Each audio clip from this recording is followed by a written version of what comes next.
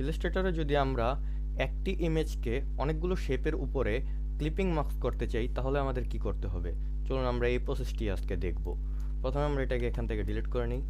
দেন আমরা শেপগুলো এইভাবে আমরা নিয়ে নিলাম, আপনারা আপনাদের মন মতো যেভাবে ইচ্ছা গুছিয়ে নেবেন। নেওয়ার পর ইমেজটাকে আনবেন, ইমেজটাকে এটার মাপ মতো বসিয়ে এটাকে শিফট কন্ট্রোল থার্ড ব্র্যাকেট বা সেকেন্ড ব্র্যাকেট ক্লিক করে পিছে পাঠিয়ে দিবেন। এরপর এগুলাকে শিফট ধরে সিলেক্ট করে নেবেন, সবগুলো শেপকে সিলেক্ট করে চলে যাবেন অবজেক্ট থেকে কম্পাউন্ড পাথ থেকে মেক বা Ctrl+8 দিলেও হবে। দেন এগুলোকে কম্পাউন্ড পাথ করে পিসের ইমেজ প্লাস শেপগুলোকে ক্লিক করে ধরে Ctrl+7 ক্লিক করবেন, দেন হয়ে গেল। দেন আপনি আপনার মতো এটাকে এভাবে অ্যাডজাস্ট করে নিতে পারবেন।